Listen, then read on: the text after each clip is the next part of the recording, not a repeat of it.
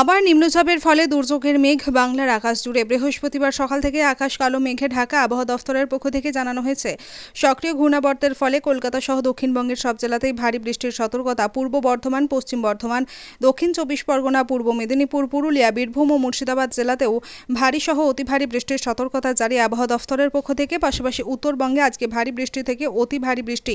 দার্জিলিং, কালিম্পং, কোচবিহার এবং উত্তর দিনাজপুর, মালদা জেলাতে ভারী বৃষ্টির সম্ভাবনা রয়েছে। বৃহস্পতিবারের পরও শুক্রবারে ভারী বৃষ্টির সম্ভাবনা রয়েছে উত্তরবঙ্গে।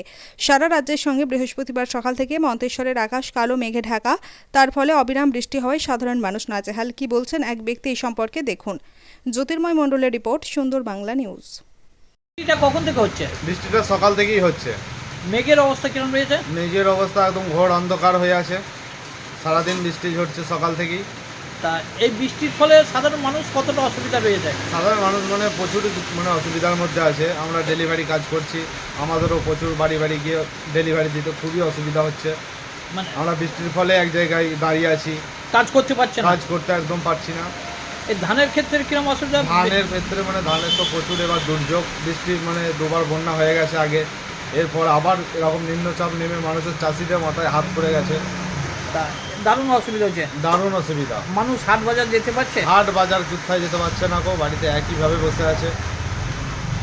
তা এই বৃষ্টির ফলে ক্ষতির পরিমাণও প্রচুর ক্ষতি। চাষের জমিরও ক্ষতি, সবেরই ক্ষতি। ব্যবসার ক্ষতি, সাধারণ মানুষ যেগুলো ফুটপাতে ব্যবসা করে খায় তাদেরও ক্ষতি খুবই। আবার এই পরিবর্তনের ফলে মানুষের অনেক ক্ষতি হচ্ছে নাকি? বহুত ক্ষতি হচ্ছে। তা আপনি কোথা থেকে কোথায় যাচ্ছেন? আমি দিয়ানে অফিস থেকে আমি ডেলিভারি করি। আমি মন্তেশ্বরে বৃষ্টির ফলে আটকে গেছি। সারাদিন বৃষ্টি হচ্ছে, করতে পারছি না সারাদিন। কি নাম আপনার? আমার নাম সাইদ আনোয়ার, বাড়ি কুসুমগ্রাম। এসে গেছে দারুণ সুখবর। উচ্চ প্রযুক্তির সমন্বয়ে আধুনিক যন্ত্রপাতির সাহায্যে এখন আপনার হাতের মুঠোয় সঠিক এবং নির্ভুল চিকিৎসা পাবেন সুরাহা নার্সিং হোমে। এখানে উন্নত প্রযুক্তির সাহায্যে ডায়ালিসিস, এন্ডোস্কোপি, ল্যাপ্রোস্কোপি, কিডনিতে পাথর, বিভিন্ন ধরনের টিউমার, প্রোস্টেটের মাইক্রোসার্জারি, মুখমণ্ডলের ক্যান্সারের অস্ত্রোপচার সহ বিভিন্ন ধরনের অপারেশন বিশেষজ্ঞ চিকিৎসকদের মাধ্যমে করানো হয়। একই সাথে আমাদের এখানে বসছেন অভিজ্ঞ চিকিৎসকরা। জেনারেল ল্যাপ্রোস্কোপি সার্জন বসছেন প্রতিদিন সকাল 10টা থেকে দুপুর 2টো পর্যন্ত ডক্টর এস সামাদ। মুখমণ্ডলের ক্যান্সার বিশেষজ্ঞ বসছেন শনিবার সকাল 8টা থেকে দুপুর 2টো পর্যন্ত ডক্টর এস সালাম। প্রসূতি রোগ বিশেষজ্ঞ বসছেন সোম, বুধ, শনি ও রবিবার সকাল 10টা থেকে দুপুর 2টো পর্যন্ত doctor Amita Chowdhury. General surgeon ও মূত্র রোগ বিশেষজ্ঞ বসছেন সোম, বুধ, শুক্র সন্ধ্যা 6টা থেকে 8টা পর্যন্ত এবং রবিবার সকাল 8টা থেকে 12টা পর্যন্ত। সাবির আহমেদ প্রসূতি রোগ বিশেষজ্ঞ ও ল্যাপ্রোস্কোপি সার্জন বসছেন প্রতিদিন 11টা থেকে 1টা পর্যন্ত। ডক্টর মেহরুন্নেসা বেগম।